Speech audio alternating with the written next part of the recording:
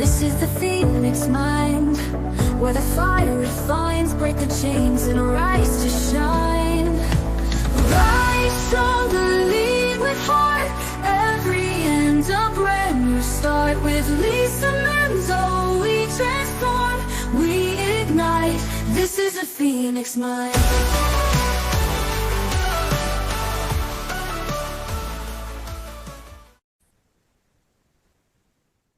Hi, I'm Lisa Manzo, and welcome to another episode of the Phoenix Mind podcast. And today, my special guest is Janette Anderson. And let me read you her bio so you can see how interesting she is.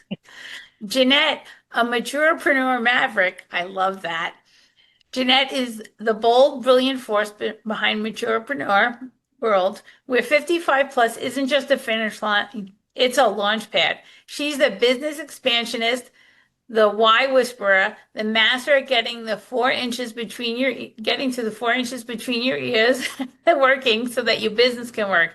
She shows maturepreneurs how to rewrite what success looks like after 55 so they can step off the sidelines and take the helm of their own purpose-fueled, profitable ventures. Why? Because she knows that age doesn't make you obsolete, it makes you unstoppable.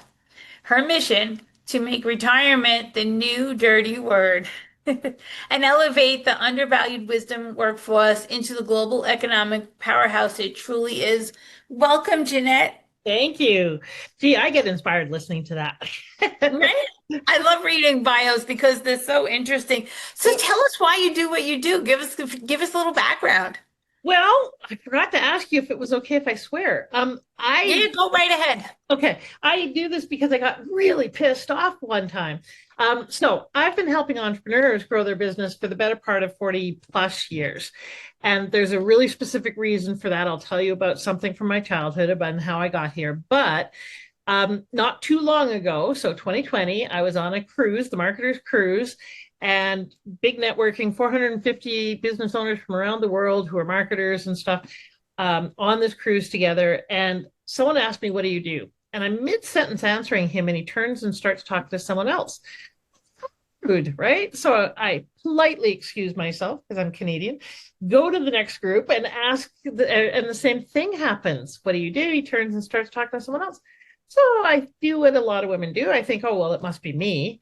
And maybe I'm not showing up. But, I got blue hair and polka dotted glasses. I'm a big woman. I'm pretty loud. Hard to overlook. Okay, let's just put it that way. So I started to get curious and looked around. And what I realized was all of the people who were older, 55, 60 plus, were either dismissed, overlooked, not valued, and in some cases actually invisible, like not seen, especially the older women, and especially if they had gray hair. And so, frankly, that infuriated me. And so I kind of thought, well, that's a waste. We got to fix that. So I got really curious about what's going on in the world around this. And there's some incredible trends happening right now that everyone's missing or not paying attention to. It's a historic time in history and people are missing the boat. And so my goal is to end ageism through entrepreneurship and to make sure that people like me are visible, financially viable, and valued, because that's what I think we need and what we deserve. That's awesome. I love that. And it's so important. And I have this natural ability to connect with people of all ages. Yet I've also experienced what you've been talking about, like going to a networking event and somebody start talking to me and be totally dismissed. And it's just it's just out and out rude. Yeah. It hurts my feelings as well. Well, it's an ism that most people kind of condone, like, because our society is like, oh, you're retired, therefore you're done, go away. I'll just, get out of my sight. But that's such a myth. Retirement, unretired is the new reality. And so to dismiss people, who are older is rude, but it's also not the reality. We grew up with you go to school, you go to university, you get a degree, you go get a job, you climb up the corporate ladder, you get married, have 2.5 kids, and then you retire. That is so 1950s. That is not the case these days. And we gotta, kind of the status quo has to go because that's just not the reality of it anymore. Right. And then I've seen so many people retire and then they don't use their brain cells anymore. And then like Yeah. and I've seen it happen like my so my uncle made my grandmother retire at 62. Yeah. Right. She lived till 88, but not a healthy life because she had no purpose at that. All her kids were grown. She spoke broken Italian. All her grandchildren were older. Yeah. And I got to tell you, I was deathly afraid of all 4'10" of her. So she was a fierce little thing. Well, you know what it was? I didn't speak Italian, and she didn't speak English very well, and the things that would come out of her mouth were not. And I'm sure she didn't intend it that way. She just didn't know how to the nuances of the language. Yeah. So and so I was afraid of her. Yeah. Well, and you're right. What happens, 1 in 3 people really struggle with retirement. Like they have real big issues with it because, there's only so much golf and Netflix and knitting we can do before we get bored out of our gourd. But you're right. Loneliness, and the lack of purpose will take 8 years off of someone's life. The World Health Organization equates it to smoking 15 cigarettes a day. It's the same thing if you're lonely and you have no purpose. It's the same as if you smoke 15 cigarettes a day. So it takes years off your life and quality of life too. It's a much unhealthier, unhappier life. And when you have purpose and you stay active and engaged in something, anything, you live 7 years longer and you're healthier and happier. So it really makes a difference. That it's so true. Like I'm happier than I've ever been in my life Yeah. because I'm doing what I love. Yeah. Yeah, And exactly. I And love that's, talking to people. So, you know, yeah. it's all wonderful. Hmm. And so I have a question for you. You said to me that your dream business collapsed and you were heartbroken. Look, let's talk. How did you get past that? My dream business. Well, there's so I've been an entrepreneur for about 4 decades now. I've had 4 iterations of my business. I've forgotten every once in a while and gotten kind of sucked back into the corporate vortex because I think, ooh, stability and paychecks and benefits, oh my. And I go back and about 2 years, 2.5 max later, I go, ooh, corporate bullshit and politics and bureaucracy, oh my. And I leave and go back and start my business. So I've had all of my businesses are in the realm of helping people grow their business, marketing, sales, strategy, that kind of thing. But I was permanently cured the last time I was in corporate in 2001 and will never go back there again, ever, ever, ever. I'm completely unemployable by anybody else at this point and happy about that.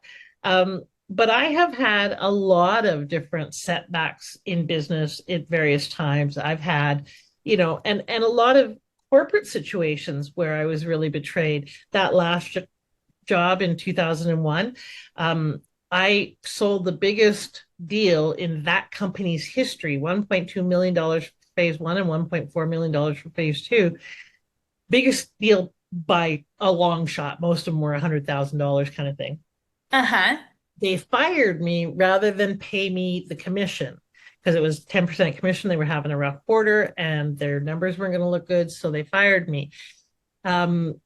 That betrayal and financial setback, because they also owed me a bunch of expenses and didn't pay that either, really put me back about 2 years. I was still had to work, still had to function, so started my business. But it was about 2 years until I got my mojo back, and 2 years of really grinding it out because I was burnt out. I felt really kind of, victimized and abused and so forth. And it took me a lot to get to the other side, to be accountable for how I co-created that and why, to learn the lessons and to come back to what is my purpose? Who do I want to be? in the world and focus on that instead of all of the, well, I don't want that and that's wrong and so forth. We can either, be based on what other people say and do and give us, or we can decide who am I going to be in the world. And so it took me a while to come back to that, even though I've been teaching personal growth and facilitating personal growth courses for decades. It still took me a while to remember who I was and to let go of the pain and the victimization and the anger, especially the anger, and get focused on what I wanted to do going forward. Well, that's good for you. You know what I heard? I just want to point this out because you said you had to take a look and see what your role was in this. Mhm. And we all have a role in it in some way or another because we're part of it. Yeah. We try to and I think that that's such a great skill that you have and to be able to be aware of it because we all have a role in it in some way, shape, or form, whatever that is. So kudos to you. Well, if I tell you the accountable version, I knew this company was prone to firing people rather than having to, if they were having a bad quarter, and I didn't safeguard myself politically. I knew that they didn't pay expenses right away, real quick, and I lagged on submitting my expenses for 3 months. That's why they owed me $20,000. Had I submitted my expenses, I wouldn't have been owed that $20,000. I wouldn't Right. have ended up declaring bankruptcy because I would have taken care of myself financially because I knew who they were and how they operated, but I didn't do that. So yeah, they were wrong, and it was not okay, it wasn't appropriate, it wasn't fair. Life often isn't, but I Right. also abandoned myself. And so I had to look at that and go, okay, well, what was that about? And now what? Right? What do I want to learn from that? And what am I going to apply going forward? And it can't be, fear of people are all bad and they're out to take advantage of me and so forth, or I'm just going to create more of that shit. So what's the positive in this and how do I live into that going forward? That's so great. And then you made a plan. It sounds like you made a plan. Yep, I did. Well, initially my first plan was I hired a lawyer and I was going to sue them for the $145,000 that they owed me. And the lawyer took it pro bono because I had a clear-cut case. But it was interprovincial, so I'm in Canada. I was in Alberta and they were in Ontario. I would have had a 2-year fight on my hands and a lot of expenses along the way. But more importantly, Lisa, I knew I would have to stay mad to stay in the game with that in order to get it across the finish line. Like I'd have to stay in this righteous indignation. And I didn't want to do that. I didn't want to waste 2 years being pissed off. So I finally decided to let it go. It ended up costing me, I had to declare bankruptcy. So there was a lot of emotional costs and financial costs, but it was the best choice for my mental health. And it allowed me to heal faster than I would have if I had stayed in that fight. Well, that's awesome. And you did it for you and you put yourself first. And a lot of the times people are so angry they can't see past the anger to just let it go. And some fights are worth fighting and you have to pick your battles, right? That's the saying. Exactly. And that's, and it's I don't always advocate letting it go. I think we do need to stand up and say, so like right now I am fighting tooth and nail for people to wake up to ageism and the cost of it and the incredible benefits that older people provide. Like we're going to save society and businesses from the impending employee shortage because we're the only ones who can. We're the only ones who, there's a bunch of benefits that we provide, but also we need to kind of smack people a little about isms are not okay. I don't care if it's sexism or ageism or racism or, sizeism. I've been experienced most of them, and they all create an us versus them, and they all take us out of being more effective as a society. So it's time to address this one. this is one of the two primary condoned isms that still exist is sizeism and ageism. Oh, It's, yeah. yeah. Yeah, absolutely. I see it. And then, it's getting better. It, I believe it's getting better. Yeah, there are some areas that are for sure, Yes. and like even sexism though, I just read a stat that at the current rate, it's still going to take 132 years for us to reach wage parity. That women will still be paid the same amount as men, or will then be paid the same amount of men. So yeah, we still have a ways to go on some of it. Oh, wow. Yeah. Oh, yeah. Oh, that's so interesting. So tell us what's a lesson that you had to learn the hard way? Well, there's many.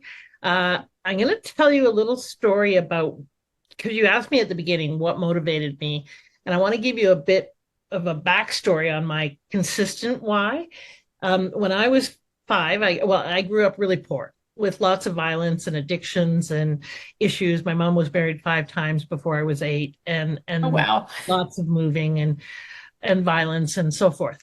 And when I was 5, I begged my mom for the book Heidi. I learned how to read fast. And I begged her for that. I don't know why I really wanted that book, but I really wanted it. I was very persistent, as only a very persistent Aries child can be. And I said, I really want it. Can we get it now? How about now? How about now? Can we get it now? How about now? How about this week? Etc. Finally, one day she turned around and yelled and she said, we can't afford it. And I was really shocked, Lisa, not by what she said, because I heard that all the time, but I was shocked by the look on her face. And I don't remember much of my childhood, but I remember that moment. I remember seeing that look, and I remember deciding, as if it was yesterday, that I never wanted to see that look on another person's face, not mine, not my mom's, and nobody else. A look of shame and sadness and frustration and anger and despair because she couldn't buy her kid a book that was probably $1. And and I just decided right then that I wanted to create a yes life, and that I wanted to help people create a yes life where they said yes to who they are, to what they want, and to really being the difference that they're here to be. That became a theme for me throughout my whole life. Whether I've been facilitating personal growth workshops or helping entrepreneurs or working in corporate, I wanted to create yes solutions and yes lives for myself and other people. That became my why. And it's the thread that weaves through the whole tapestry of my life. And I think it's the thing that has me continue to love business, because we get to say yes to who we want to be, how we want to show up. More so, it's not that there's complete freedom and we always have everything we need. There's lots of shoulds and have tos and crap in being an entrepreneur, and it can be a struggle. But we get to say yes to how we want to create our business, our lives, and stuff. I think more so than if we're on that, working for someone else's dream track. So that's why I'm such a big advocate of entrepreneurship, because we get to say yes. And, it's kind of like as a kid, it was problem, solution. Problem was no money. Solution was, oh, okay, I'll have a business. Well, back then I said, I'm going to have a business. And I had a little quick garage sale I remember to this day, Lisa, I don't remember a lot, but I remember $13.72. I was so excited. I ran up to mom when she came home and said, look, I solved the problem. Can we get the book now? Right? Problem, solution. She didn't quite see it that way because I had sold small knickknacks and pretty much everything I could carry out of the house. And so I got spanked. She took my money. I had to go back and buy her back almost everything from the neighbors. I didn't get my toys back because the kids wouldn't sell them back to me. So many people would say, not a very good venture, not a very good first lesson, but I learned 2 really important things. One is that we can use business as a solution to achieve our dreams. If I hadn't had her intervention, I would have bought the book because I got the money. Problem solution, right? The second lesson was don't go into business with family. I love it. Kind of kidding, but not really. So anyway, just so people aren't worried, I did eventually get the book, but it really did start my love of entrepreneurship, and it's part of why I think it's such a powerful thing to help us be who we want to be in the world. Yeah, I think that's awesome. And I love how you say you're never too old or it's never too late to reinvent yourself. And it's so true because I'm here now and I started this journey into the coaching world about 6 years ago, 6 years ago.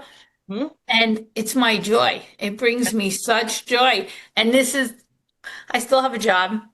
Yeah, Eventually I'll get out of my job yeah, when I figure out the marketing, yeah, which is a work in progress, yeah, right? yes, And that's okay, but I'm joyful now, and I have the money and I haven't had to say I don't have the money. Like today I went and I had to do the 50,000 mile checkup on my car. So that cost me some money. And yet, this time when I spent it, I'm like, oh, I have it. How cool is that? That's a shift for me. yes. Well, and I love that you are doing both, that you're being really practical and keeping a job so that you can make the transition as you learn how to be an entrepreneur, because not everybody was brought up that way, right? And then they might have an employee mindset, which is very different, I'm sure you've discovered, than being an entrepreneur. And so it's really smart to make that transition that way. And you get to fill your cup by doing what you love, which is really great. And so you get the practical taken care of and the kind of soulful, spiritual why taken care of. Yeah. Brilliant combination. And And I actually like my job. So good. so, so it's win-win on all fronts. And I work in a very dysfunctional place. And I'm a nurse, and Uh, we cater to the homeless that get infections, like uh, yeah, so that they need to be on IV antibiotics. So we cater a lot to them, and I do very well in that environment because I grew up in dysfunction, so yeah, I know how to navigate it. yeah. Yeah. Well, and thank you. That's very important work to really take care of those people who are often not seen, not valued. Kids get overlooked, and there's ageism about for young people just as much as there is for old people.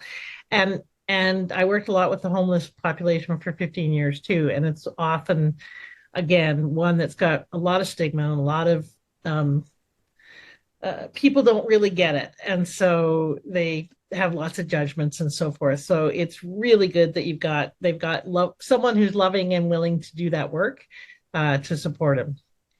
Yeah, they like me, and it's so funny. Even if I'm the first nurse they meet, they don't always like me, but next week they love me because I'm the one that told them the truth. Yeah. And Yeah. I'm the one that whatever came out of my mouth is exactly how it happened. Yeah. And Yeah. I'm the one that like I'll have that hard conversation with you. I'm sorry, this is not how it works here. I'm just the messenger. Please be nice to me. Yeah, yeah, exactly. And that's important. And I think that's one of the values of people as we get older is we have less tolerance for BS. We're more willing to tell the truth. We have less approval issue than we have had most of our life. And so like thank God, because that's such a heavy, thing is we twist ourselves inside out based on wanting people to approve of us and like us and include us. The great thing about getting older is I care less about that now. I care more about what's my values, what am I committed to, what do I love about myself rather than giving my power away. So that's one of the great things, one of the real changes that happens for many people as we get older. Not everyone. That's so great. It's like my people pleasing is I catch myself every now and then because I did it for so long and it's still a work in progress and I work on it every day. Yeah. I want to be kind to myself and to others at the same time, and sometimes you can't do both at the same time. Do you find that happens sometimes?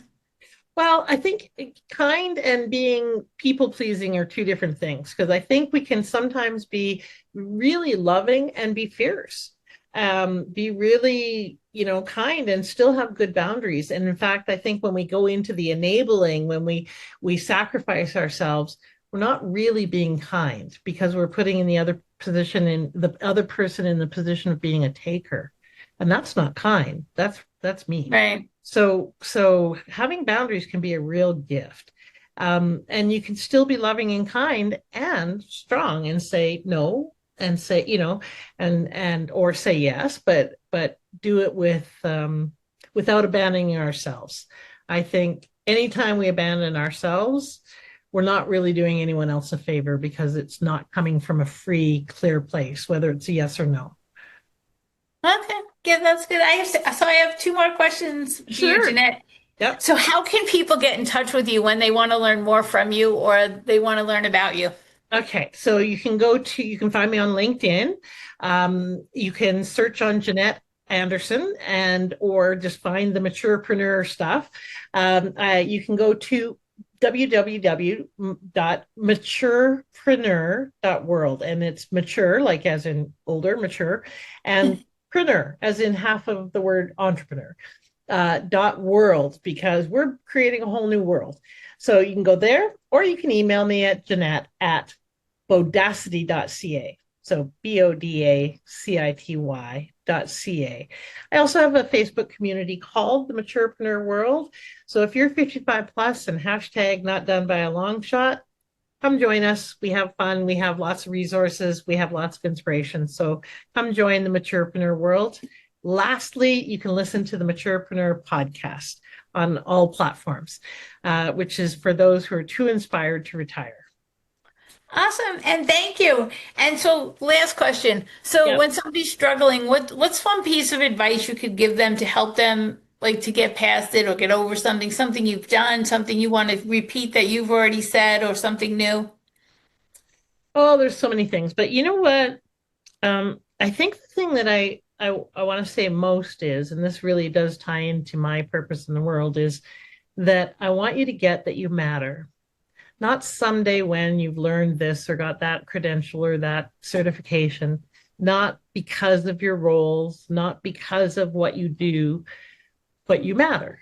And it's time to live like you do. It's time to be the difference that only you can be in the world. So I'm here to say, pitter patter, let's get at her. We don't have a lot of time to waste. In our world, they need you now, and in our lives. So come on, let's go. Awesome. And thank you. Thank you, Janette, for being here. My pleasure. And thank you, Lisa, for putting out like just lovely, uplifting content into the world. Much needed and much appreciated. All right, thank you. And I'm Lisa Manzo, your host of the Phoenix Mind podcast, and I'll see you on the next episode. This is the Phoenix Mind, where the fire refines. Together we rise, transform our lives.